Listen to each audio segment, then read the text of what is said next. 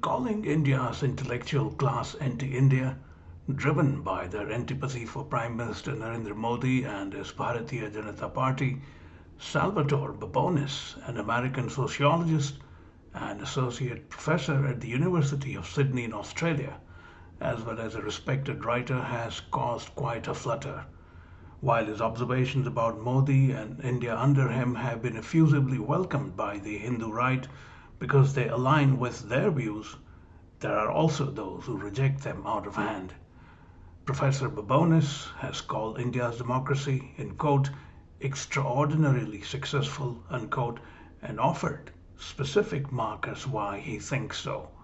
He spoke to Mayank Chhaya Reports from Sydney. Professor Salvatore Babones. Before we get into the main theme of this conversation, would you please define for me what the Indian intellectual class is? What kind of people does it consist of?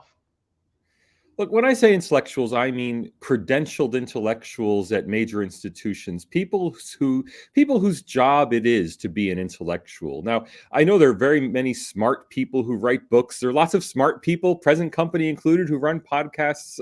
But an intellectual, in the sense we usually use the term, is someone who's credentialed and paid to be an intellectual. So someone who has a position, say, as the dean of a political science faculty at a university, someone who is the opinion editor of a major newspaper, somebody who is the director of a human rights think tank. These are people who are credentialed, usually with a PhD. They have a position in society in which they would be credentialed to talk about these issues around democracy. I think it's useless to kind of quibble over, well, what's really an intellectual, when we all know what we kind of all Right. know what we mean by the term. We just all want to lay claim to it because it sounds good. I have no particular respect for intellectuals. In fact, in all my writing, I've been very much a proponent that everybody has a legitimate say in a democracy. That's the whole point of democracy.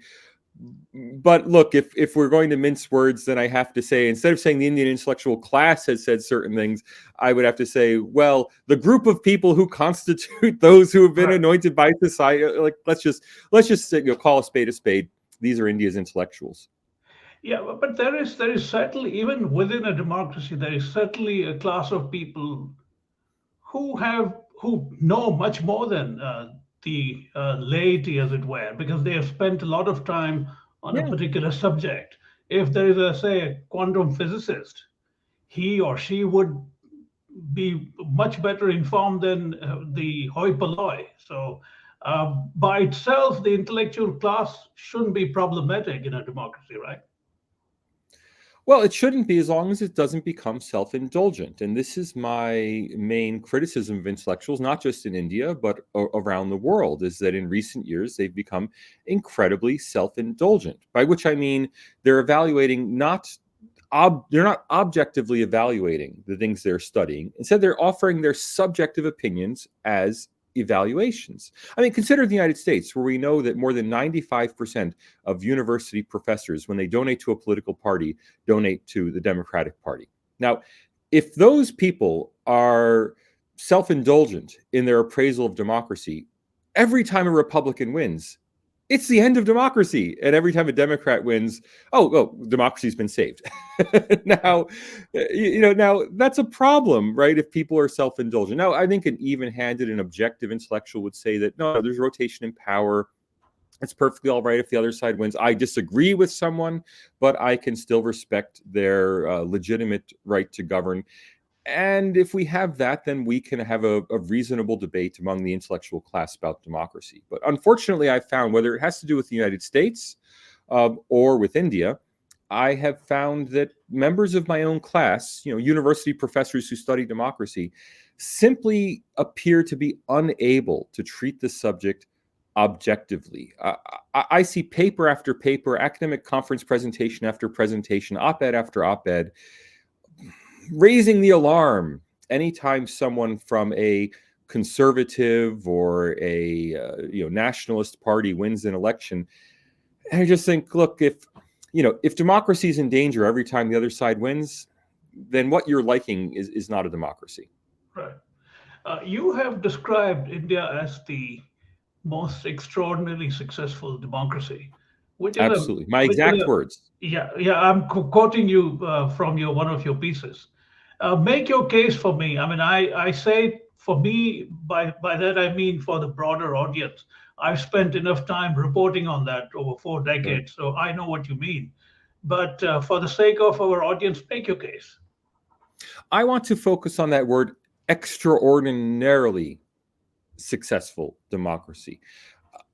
Finland is an ordinarily successful democracy. A rich Northern European country, well, all the rich Northern European countries are democracies. It's nothing out of the ordinary for Finland to be a democracy. Australia is an ordinarily successful democracy. Why? Well, an English heritage settler colonial country that has democratic institutions is perfectly normal. All of the rich settler colonies of the United Kingdom are democracies. India, on the other hand, is a relatively poor country with a GDP per capita just on over $2,000 per person per year, that has a post-colonial heritage in Eurasia. Now, if we look at each of those propositions, uh, you can't find a democracy. You can't find any country that's a democracy that has had free and fair elections with peaceful transfer of power between different sides for 3 decades. Let's go back to the fall of communism. Okay, so you can't get 3 decades of democracy for under $10,000 GDP per capita per year, except in India. It's the only one. You have to look to countries that are 5 times as rich to find countries that have a similar record just for 30 years, never mind for India's 75 years. Right. Hey, second, uh, look at all of the post-colonial states, the non-Western states that were Western, they were colonized by Western countries in the up until the early 20th century. Look at every single one of them.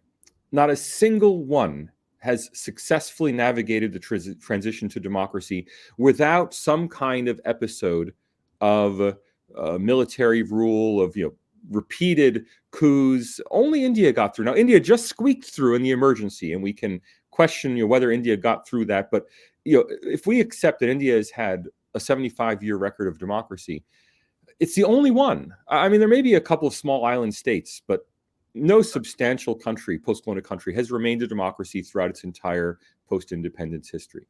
And third, if you look at Eurasia and you look for examples of well-institutionalized democracies, you have Israel on one side, South Korea on the other, and in the middle, only India. So if there are geographical challenges to democracy, India is certainly in a challenging neighborhood. Now, put that all together, India is an extreme outlier. Okay, it is not just an ordinarily successful democracy. It is, and I use the term advisedly, an extraordinarily successful democracy. Not because its democracy is so much more successful than other democracies, but because its democracy is so much more successful than other countries like India. Right. But as an Indian and someone like I said who has reported for such a long time, it never surprised me in the sense that democracy is the only system that a country like India would lend itself to. Uh, there is no other system that can work in a pluralistic country with all six major religions, 20 plus languages, hundreds of dialects, and all kinds of people with all kinds of interests. So democracy is the only system that would work. So why should that surprise people in the West that work there? Well, it should surprise us because other countries that have exactly those attributes that you're talking about have not become democracies. In fact, those very attributes you're mentioning have typically been cited as reasons why countries fail as democracies. Now, you may be right that only democracy can really make a good life for people in a country like India. Well, I think only democracy can make a good life for people anywhere. Right? So in any kind True. of country. But if you're saying that, well, India's diversity means it had to be a democracy, well, why didn't Democratic Republic of Congo's diversity mean that it had to be a But the democracy? scale is so different, right? The scale, it's in many ways what India has in terms of its demographic mix. It's unique. And I don't say it as a matter of great achievement. It's just the way it is.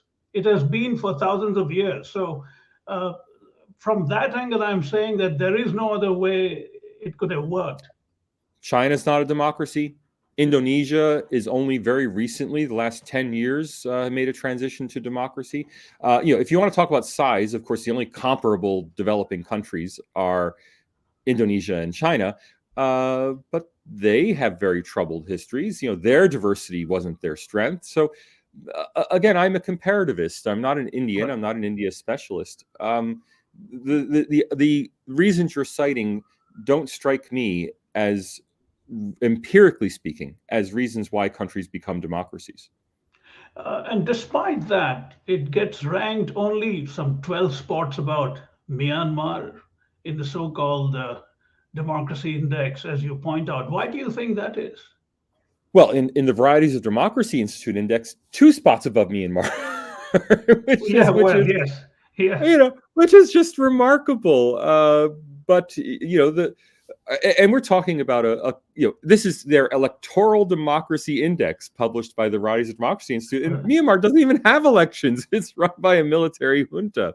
right. Similarly, there are problems of Muslim social exclusion in India, but in Myanmar, Rohingya Muslims have had their villages burned. They've women raped, men shot, and the whole population forced into exile. So, again, while there may be problems in India, to put them on a level with the problems in Myanmar, or to put press freedom in India on a level with the problems in Hong Kong, as Reporters Sans Frontières does, is absolutely meaningless. Now, I keep stressing to people, these rankings don't come from the organizations themselves. The rankings come from surveys. They survey people in the country. In the case of Varieties of Democracy Institute, they survey mainly academics. They say about 85% of their survey respondents are academics, most of them academics who live in the country being studied. For Reporters Sans Frontières, they survey journalists and editors, again, in the country being studied. So it's not the organization that is downgrading India. It is primarily Indians and secondarily people who study India, who are downgrading India. In other words, those who know India the best have this extraordinarily negative view. And I think it's very obvious that this is a conflation of their extraordinarily negative views towards Narendra Modi and the BJP with their impressions of the operation of Indian democracy. And I say that because India's rankings were very good up until 2014, 2015. They trailed down a little. And then when Modi was reelected in 2019, the rankings just fell like a rock. There seems to be a very strong correlation between, Mr. Modi's success and the evaluations of outside examiners. And again, to put this in perspective, I'm sorry to go on. Most of the evidence cited in support of the downgrading of Indian democracy is backdated evidence. That is, it's evidence from things that happened in 2010, or even in some cases 2003. These are evidence to show that India has a poor democracy. Yet that evidence didn't seem to matter up until 2019. And suddenly that evidence has become relevant, that India's democracy is of very low quality. I looked very carefully for evidence to be adduced in support of these rankings that actually was timely, had anything to do with the period in which Narendra Modi was in power. And it simply isn't there. The worst evidence we could see coming from, again, the three major rankings agencies, the Varieties of Democracy Institute, the Freedom House, and the Economist Intelligence Unit. The most damning evidence I saw presented was the claim that the Electoral Commission of India did not censure Mr. Modi for announcing a missile test during an election season. All right, well, is that bad? Maybe that's bad. Is that Myanmar bad?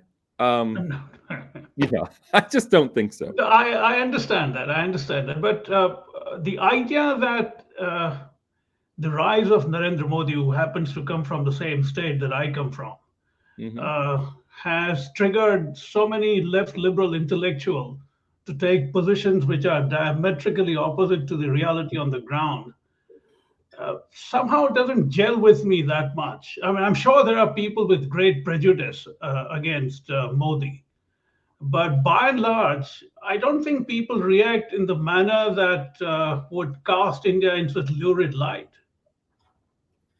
Look, I have heard personally a past president of the Indian Sociological Association, exactly the sort of person who would be surveyed in these kind of rankings, say that India under Modi has become a fascist state. Now, you're Indian. I assume you're Indian. I know you're of Indian background. You live in the U.S. right now. Uh, do you have that same experience of India, that this is not like a fascist state on the road to a fascist state? It has become a fascist state. Sure, Well, I understand what you're saying. Yes. I mean, these are the people doing the surveys. Now, is that appraisal driven by their hatred of Narendra Modi, or is that appraisal driven by reality on the ground? If it were driven by reality on the ground, I, as a social scientist, would expect to be able to identify additional evidence of this fascism. Right. I don't see the evidence. I don't see the pogroms. I don't see the militarization of the police. I don't see thousands of opposition people locked in concentration camps. I don't see the press being muzzled by an official censor that must approve all stories. I mean, I just don't see the evidence of fascism, which leads me to believe that it's the intellectuals who are biased, not the reality that I'm somehow missing. Yeah. And what's their gain in saying that? I've been trying to understand what it is that they gain by saying things which are not manifestly true.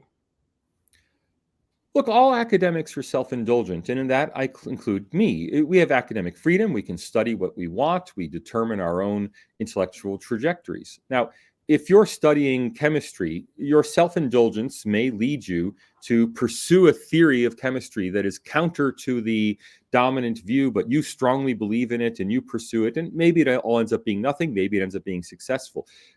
That's fine. This is how science works. We allow people the autonomy to go their own ways. Unfortunately, when it comes to social science and humanities, it's very easy to mistake our own emotions with our intellectual decision making. And most of us don't have emotions for chemicals, but we do have emotions for people, for our countries, for ideals like democracy. And so academics are incredibly self-indulgent. And for an academic in the social and behavioral social sciences and humanities, that means inevitably conflating our personal views with our social science. Now, for me as a comparativist, I mean, I'm perhaps as vulnerable to this as anyone, but I have no, and forgive me, your viewers may never forgive me for saying this. I have no particular love for India. It's not my country. I understand that. I you understand know that. and, Yeah. and so when I come to India, I come to it as a chemist comes to hydrochloric acid. It's just a case. It's just a case in my list of cases, and I've been interested in it because, as I said, it's an extraordinary case, and so I've wanted to study it more closely. But I don't think it's extraordinary because of its 4,000 years of civilization. I don't think it's extraordinary because of its amazing culture, because of Gandhi's Ahimsa, because of Hinduism, because of the way multiple peoples come together in peace. No, I think it's extraordinary for quantitative reasons Right, having to do right. with its record of elections, despite having these other things. But most people who study India, whether they're Indians who study Indian democracy, or whether they're Westerners who study Indian democracy, are studying India because they're deeply caught up in the entire Indian project. And I see people like Thomas Blom Hansen or Audrey Truschke, these academics who've become very or Christoph Jaffrelot, these academics who've become very identified with positions in Indian politics. They seem to want to have a say in India itself. They seem very wrapped up. They care deeply about the country, and they want to see the country go the way they themselves would like to see it develop. And so they end up writing analyses that are not purely objective, but are instead activist. Now, Right. I can forgive an activist for being activist. I mean, people complain about, Rana Ayub writes these columns in the Washington Post, the novelist who writes articles Oh, in Arundhati Roy. Arundhati Roy. Sorry. See, I'm so little knowledge of India that I can't even remember the names of its prominent public intellectuals. Who writes articles for Al Jazeera. These are people who are activists. And Right. for an activist to have a very strong opinion, all right, that's their job. I mean, activists are trying to push social reform. They're Indian, they're activists, they want something different for their own country, and they get involved in India's debates in a very muscular way, arguing for a point of view. All right. But when academics who are hired, we're put in an ivory tower and insulated from day-to-day politics, presumably so that we can be as objective as we want to be without having to worry about our careers, without having to worry about our own livelihoods. Well, for academics, there's a different responsibility. We have a responsibility to the societies that pay for us to be objective. And that's what I'm really troubled by, is that my fellow academics simply seem to be too caught up in local politics to make an objective evaluation of India's democracy. It's interesting you mentioned that you come to it as a chemist would come to hydrochloric acid. I see a great deal of detachment when you approach a subject like that. You don't bring in any emotional weight, as it were. You're not a sentimentalist about the things that you're saying. And interestingly, since you take that approach, you unwittingly so, I think, have endeared yourself lately to the Hindu right in a very significant Of way. course, I'm I aware. see it Yeah. on Facebook. They see you as a new hero now. Does that worry you for the simple reason that there are very, very serious flaws on the Hindu right that I have reported, like I said, for a very long time? I was among the original people branded as a pseudo secularist in the 90s for completely absurd reasons of being very factual in my reporting. Do you worry that despite your detachment, you might end up lending some weight to the lunatics on one side? And that's, in some sense, it has Yeah. happened. No, look, in the same way, I don't blame Alfred Nobel for all the damage that gunpowder has done. He's a Okay. chemist. He invents something. People are going to use it how they want to use it. What I am very careful about is not being drawn in. So, for example, I was on the Jaipur Dialogues just Right. recently, and the host, wanted me to endorse the view of a civilizational state. And I laughed and I said, no, this whole civilizational state literature is really just, we had problems calling ourselves nationalists, so we're going to call ourselves civilizationalists, and suddenly we're going to get rid of that dirty label of nationalist. And I said, look, that's kind of ridiculous. It's obviously the same concepts just being recycled into a new name. And then when he pushed back, no, there is a civilization. I said, well, wait a minute. Then you're saying that India should be making decisions for Sri Lanka, which is clearly part of Indic civilization, for Nepal, which is no, because those are the periphery of civilization. And I said, oh, then you're willing to let Arunachal Pradesh secede from India because, of course, it's part of the periphery. Right. No, that's right. So, I'm very happy to argue back against people who may view me as a, forgive me, as a white savior, who may view me as, a lone academic riding to their defense. I keep telling people I'm riding to the defense of facts. I really only want to talk facts. And if those facts, I'm very aware that if I'm the hero of the Hindu right today, I may be the villain of the Hindu right tomorrow. Right. Because you're driven by facts, right? right? You're driven by facts. And facts are nobody's family. Facts are facts. Well, I mean, and the book I'm currently researching on Indian democracy has a whole chapter on the civilizational state thesis, which I find, just completely. Well, I don't want to prefigure the chapter, but I do find it lacking a certain intellectual coherence. I see. But it has an enormous romantic appeal. It does, yes. How has been your experience walking into the minefield that is the Indian media, especially broadcast media? I saw some back and forth between you and Rajdeep Sardesai. Rajdeep's been wonderful. I'm sure he is, but this notion, everybody jumped into it. There are opinions about how Rajdeep chickened out when he was challenged by Professor. Those things. It's how is that experience for you? Because I'm not sure if you're very used to something like that. So first of all, I'm not used to it. I mean, I have been involved in media work here in Australia and in the US, but but not at such a highly emotionally charged level. Though, actually, I take that back, because I was the chief commentator on Donald Trump for the ABC and the Sydney Morning Herald when it came to their Trump coverage. I was called in, and I got a lot of hatred for that. Just being factual about Donald Trump was not something that was popular in in certain quarters in Australia. So I guess I am used to it a little bit. What I've enjoyed with India is I really enjoy, and I mean this in the most positive sense, I really enjoy trolling establishment figures Right. and trolling them with humor. So I've been trolling Rajdeep with humor for the past week or so, because he made a video about me that I thought was, like not very well researched. And so, I've been making fun of him a bit for it, but all in good fun. Right. Right. And I would never troll someone who is not a major public figure. Right. I would only troll someone who's a professional and who knows the ropes and who can take it with a smile. And so I've been really enjoying it. Right. And look, for me, it's just a lot of fun. I don't want to upset any ordinary voter. I don't want to upset anyone. I fully respect the dignity of an ordinary citizen.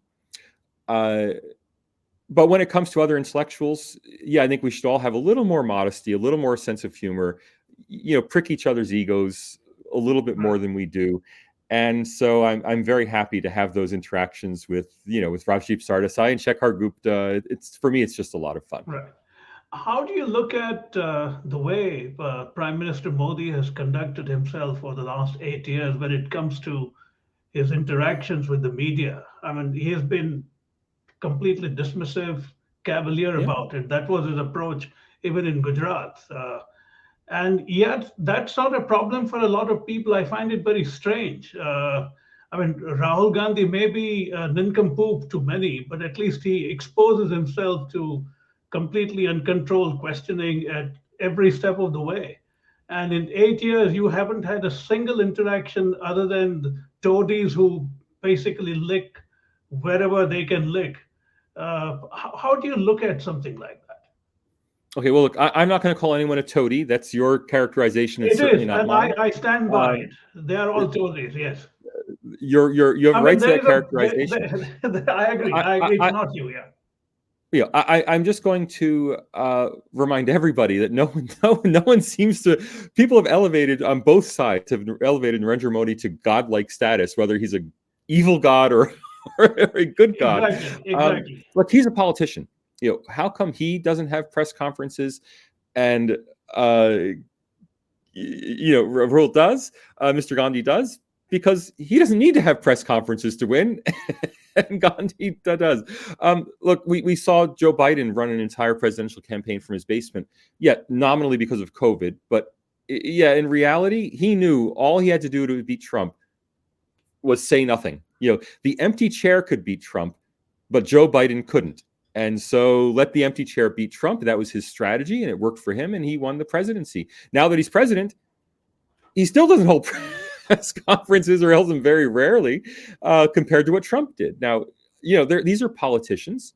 If Mr. Modi is able to win elections without having press conferences, I'm sorry to tell you, he's going to continue to win elections without holding press conferences. And when he runs into trouble and feels his polls are slipping and he needs to get his views out there to the press, he'll start having press conferences. You can't blame a politician for being a politician.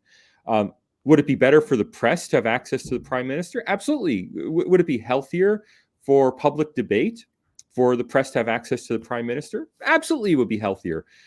But in the end, the politician wants to win elections. And if this is a winning strategy for him, I'm not surprised that he's pursuing it.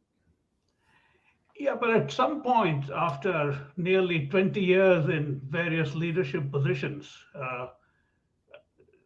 he has to make some, he has to cut some slack in this area. I'm surprised, even as a fellow Gujarati, that he thinks it's a problem for him to go in front of the media and face whatever questions they might have. Of course, like I said, the media being what it is now, he would be softballed the way out of any news conference these days.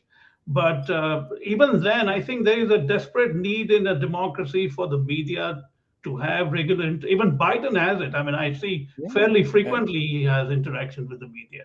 Not like Trump. um, Trump had a different obsession with the yeah. media. He still has that kind of obsession. Look, you as a journalist, no surprise to me, believe that politicians should give greater access to journalists. Now that is one position. It's a reasonable position. It's a position that I agree with. So I want to be clear. I agree with you personally. I think democracy is best served by politicians being accessible to the fourth estate. Personally, that said, it's not the journalist's decision who gets to be prime minister. It's not the academic's decision. It's the people's decision. And if the people felt that they're not getting sufficient access to their prime minister, they can fire him. Right. So I don't want to give too much self-importance to us. I mean, academics think that academic freedom is crucial for democracy. Journalists think that access to government is crucial for democracy. I think, well, these are good things. I want these two things. But ultimately, a politician wants to win elections. And if his route to winning elections is let others speak for him, that's what he's going to do. Yeah, but I think part of the prejudice that you talk about, the almost reflexive knee jerk anti Modi or anti BJP bias that people have been talking about, has to some extent to do with the fact that he hasn't made himself available for various kinds of Sure. interactions.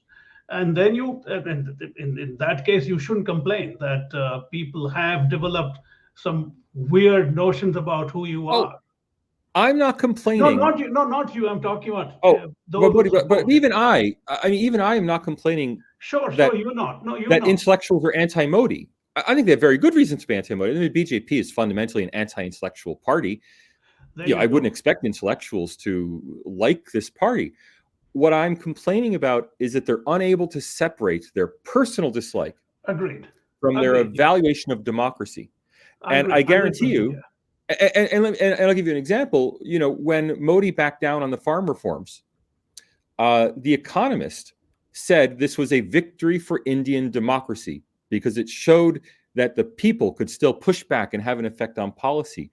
And I said, that's crazy. This is a failure for Indian democracy. I mean, Indian democracy caved in to the special interests of a highly motivated group of people without going to the polls over it. And without, I think, but no, that's not a victory for democracy. But I think it's a real problem when people in a position to evaluate democracy see any victory for their side or any defeat for the people they oppose as being democratic. Uh, I think we see a conflation of personal opinion and objective fact. Yeah. To shift, I mean, I'll wrap it up soon. To shift gears a bit, within this hatred that we are talking about, you have factored in the anti-Hindu sentiment that informs the perspective in the West. I was reading a piece by you where you say Western elites are using Islamist militants as the shock Yeah, troops for their own anti-Hinduism. Now that's an extraordinary charge. I, it I is. don't even the I don't think even the RSS would make a charge like that openly. So it jumped out at me. So please tell me why you think that. Well, so first of all, I must make clear that was in an op-ed, not in my Right. research. So I've not I researched this topic. This is something that I've observed. So I've seen it at universities. I've seen it at my own university, where at my I own see. university, the same people who I personally view, and I can't name their names for obvious reasons, the people who I personally view as being anti-Semitic, the anti-Zionist forces on campus, where we have some white anti-Zionist academics whose only concern about human rights in the world seems to be concern about Israel's treatment of Palestinians. Now that's a legitimate concern. We all agree. Anti-Zionism is a legitimate point of view. We all agree.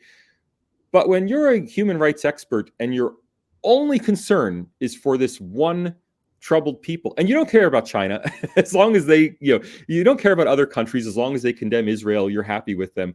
I suspect a lot of it's motivated by anti-Semitism. And I think there's been an alliance for the last, 70 years between Western anti-Semites and Islamists who are not necessarily anti-Semitic. And I want to be clear, when I make this conflation or this connection. It's not the Muslims I'm accusing of being anti-Semitic. The Muslims are simply fighting for their own cause. I mean, there's nothing wrong with Palestinians wanting a Palestinian state. But this alliance is, I think, an unholy alliance. Now, I'm seeing the same thing with regard in the last 5 or 10 years with regard to India, where there seems to be an alliance. I've seen it in my own university with what are called BDS, boycott, divestment, sanctions I was strategies coming to that that, have been yes. applied to Israel, now being applied, the same strategies being applied to India. The same disruption of meetings when anyone linked to the BJP comes to speak on campus, the same disruptive tactics and the same alliance of literally the same people, right? So it's Islamist students who have every right. I mean, if they are, if they believe that Kashmir should be independent from India, they have every right to believe that. And, why shouldn't they be activists for this cause? But the fact that the same small group of academics whose only interest in the past has been anti-Zionism are now signing up to be anti-Hindutva activists. I find this just very circumstantial, right? I mean, it's a very interesting coincidence. And I've seen it on campus. And then I've seen it, the one thing I have not studied, that's too strong a word, but paid close attention to was the Global Hindutva, Right. the Countering Global Hindutva conference from 2020, I think it was, where again, I saw all the same tactics being used. For example, at that conference on their website, they have a list of endorsements, resolutions passed by a dozen or so organizations, including the American Sociological Association, to which I have been a member. So dozens of organizations passing resolutions condemning Hindutva. Well, that's the same sort of strategy we saw with anti-Zionism. You go to a board meeting of an organization. Usually nobody comes to the board meetings. So, I mean, I've been to board meetings of the American Sociological Association. Usually there are only 10 or 15 people there. You just, you all vote to accept the tabled business, and then you go home, right? And you have a cup of coffee.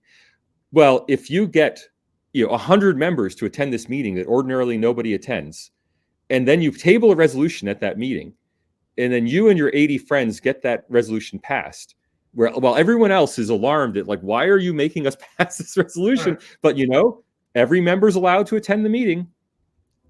No one ever does. Everyone remembers. So my own union, for example, we have passed anti-Zionist resolutions. It's the same tactic. You swamp the meeting unexpectedly, you put your item on the agenda, you pass it. So this kind of tactic that's been applied for decades to anti-Zionism is now being applied to anti-Hinduism. I would have nothing wrong against the Countering Global Hindutva conference, Right.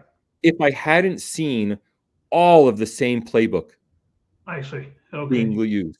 Yeah. And so when someone outside academia sees on a website, oh, the American Historical Association, the American Sociological Association, the American Political Science Association have all condemned Hindutva, a journalist who doesn't know how these things work might think, wow, there's really something here.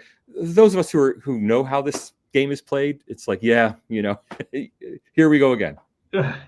Interesting, the idea that a boycott, divestment, sanctions, BDS campaign that you talked about.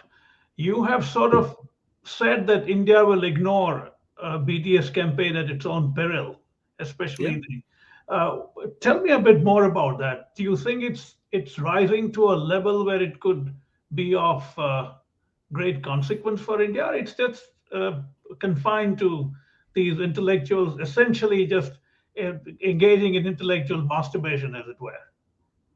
Look, I think it's on the horizon, and I don't think it's going to go away. Now, that's a professional judgment. Again, that's not a research-based evaluation. But it is a professional judgment, having seen this happen before. If it does happen, of course, it won't end foreign investment in India. It won't end defense cooperation in India. It will just make things more difficult at every point in the process. So Israel, of course, succeeds as a state despite the BDS campaigns against it, despite the terrorism against it. It succeeds as a state. But how much of a drag is there on the success of Israel as a country by the fact that they have to have enormous security measures to prevent terrorism all the time, at every point? They have to exert enormous effort to ensure that they have access to international forums. When the UN is constantly passing resolutions against Israel, it's just it's a constant drag on the Israeli economy and the Israeli state. Israeli academics, even liberal and progressive Israeli academics, can't speak at Western universities. And I mean, chemists can't speak, to use the chemistry analogy again, because there will be protests because we've resolved that not to have cooperation. Hebrew University has, I think, a cooperation agreement with the University of Sydney. It was protested endlessly at the academic board. There were protesters, don't sign this agreement with Hebrew University. India can also push through. It's a big country with a lot of resources. It can push through this resistance. But at every stage, it will cause resistance. At every stage, it'll make things more difficult. And it's already happened. I mean, at a low level, for example, the negative rankings on Varieties of Democracy Institute, those feed into World Bank and USAID governance rankings. Right. And having lower governance rankings feeds into bond rating models, because a statistical model of bond rating would find a country with lower governance has a higher default expectation. So India is already paying, some fraction above, very small, but some fraction above what it would otherwise be paying on its sovereign debt. But it can get much worse than that. And I think just look to Israel to have a vision of your own future. Right. Last two questions. One is in that same piece that we are talking about, your opinion piece. You also write that India's Muslims aren't the problem, but the Hindu right that applauds you believe they are the fundamental problem. So how do we reconcile this? So first, I'm not sure that that's true. I'm sure that you're correct that individual people on the Hindu right believe that Muslims are the problem. I'm not sure that the Hindu right. I'm sorry to interrupt. It's as a group of people. A significant part of the Hindu right genuinely believe, and they've believed for decades, that Muslims are the fundamental. I come from a city which is notorious for its riots since 1969. So I'm very plugged into that. They really believe that. I want to be careful. And I say, I'm not sure that that's correct. If you're sure that that's correct, you have your own appraisal. I've been reading a lot of books that are very popular on the Hindu right. And at least those books are not anti-Muslim or Muslims are the problem. Those books and these authors are wildly popular, seem to recognize that, that there is a problem of Muslim social exclusion in Indian society, but there are different approaches to how that's best solved. That is, at the level of intellectual discourse, I've seen more goodwill among the Hindu right than maybe you're seeing. Now, you probably have a better insight than I do. I grant that. I don't read the Hindi press at all. I don't read the Marathi press at all. I don't read the Gujarati press at all. So you have a better insight into these issues than I do. That said, look, I think it's clearly correct that the social exclusion of Indian Muslims is the problem. Indian Muslims are not the problem.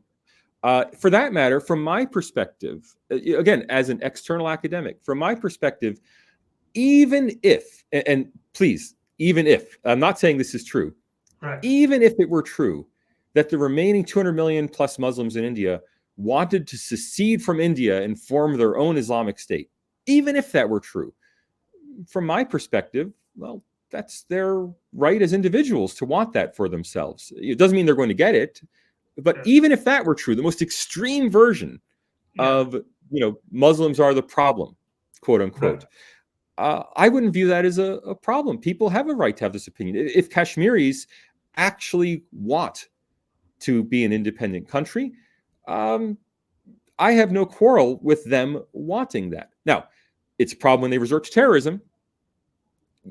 That's a problem. But if this is what they want, that's, for me, not an issue. As a student of democracy, as a student of individualism. So, if the Hindu right don't like these things, that's nothing to me.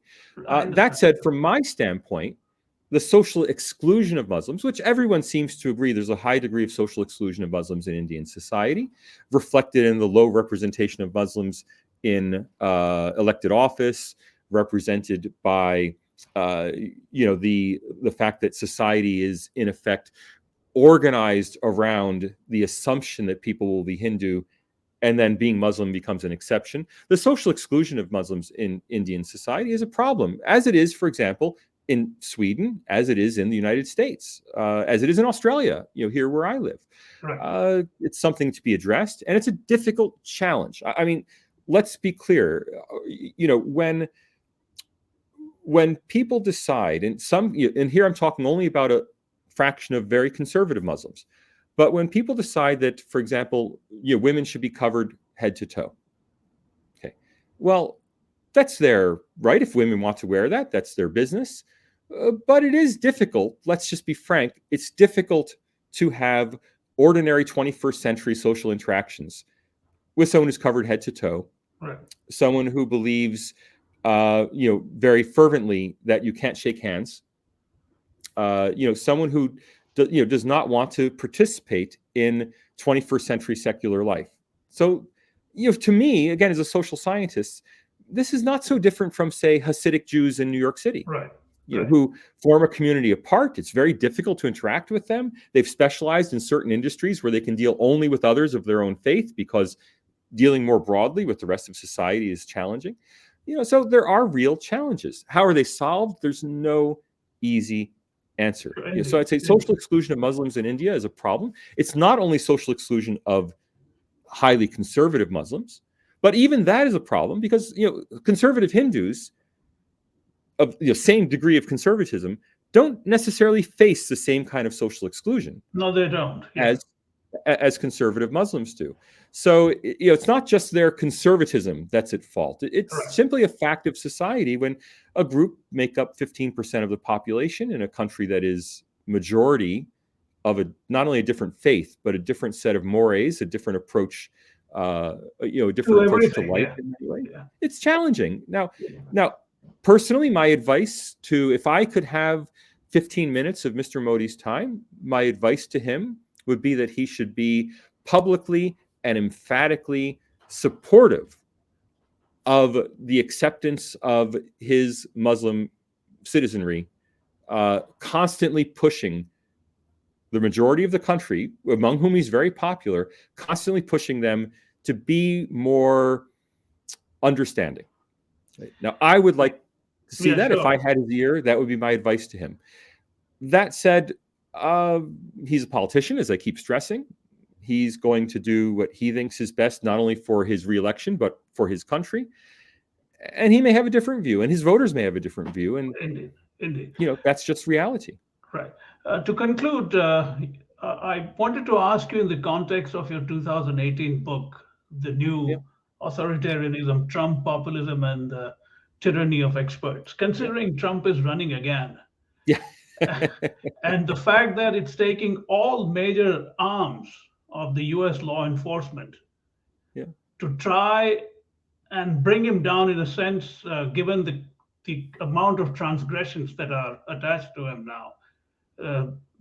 Not to talk about the January 6th insurrection, which was by all measures a coup, which failed. Well, we'll have to disagree on that, but no, I understand, but it had all the trimmings of that. If the US had seen that in other countries, they would have called it a coup. That's my point. Anyway, so how do you, sitting afar and with a book, this book as your context, how do you look at what's happening in America now? So first, let me contextualize things. Again, I'm a comparativist. I believe it was 2014, during the Sunflower Movement in Taiwan, Taiwanese students realized that the Taiwan parliament was not being properly guarded. And en masse, protesters who were protesting outside rushed into parliament in Taiwan and occupied it for more than 100 days, I think it was. It wasn't 180 days. For several months, they occupied Taiwan's parliament and prevented any business being done. Taiwan was a democratic country. There were no questions about Taiwan's democracy at the time.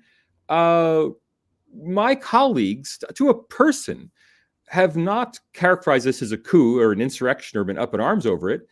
They have applauded, the citizen activism. And now, why have they applauded it? Because they agreed with those students. They thought, we don't like those KMT people. We want to get the DPP in. They're the good people. And so the Taiwan Sunflower Movement, there are books written about it, entire academic books about this glorious episode in Taiwan democracy. Well, look, I'm not going to call that a glorious episode, and I'm not going to call January 6th a glorious episode in American democracy, but I do want to contextualize it. It was not a coup. It was not an insurrection. It was people entering into a public building and occupying that building for a few hours. This in a democracy is not a travesty of democracy. No, I Now, think you're Trump's being role, charitable for the simple reason if you look at the layers and layers and layers of effort that went into it, not just the insurrection.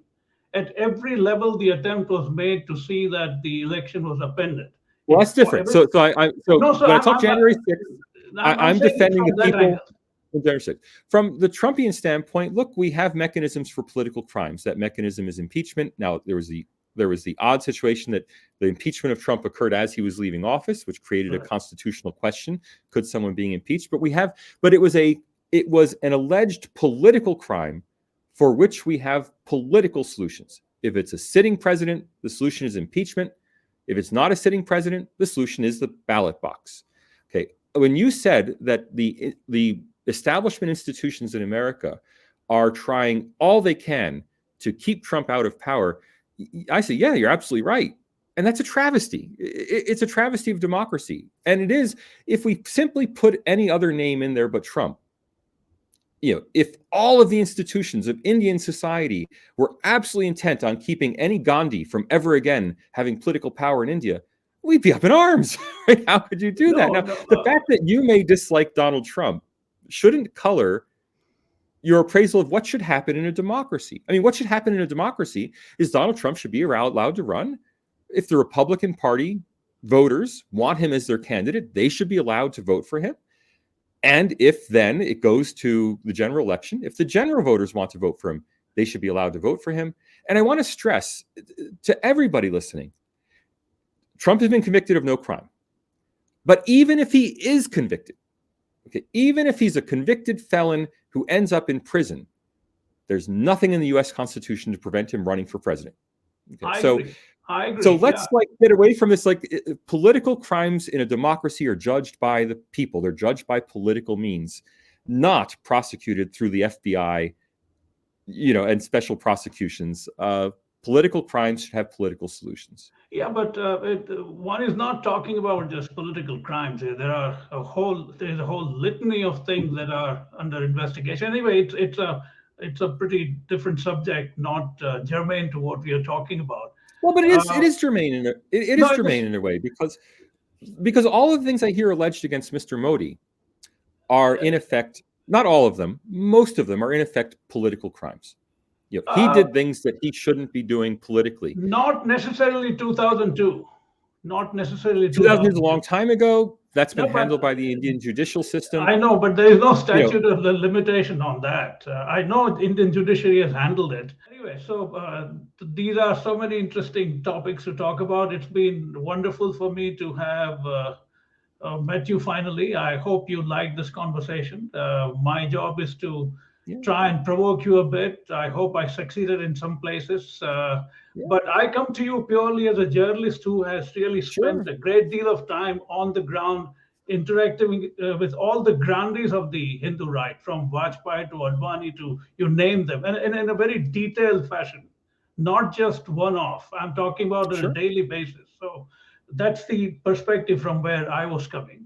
And so it's interesting.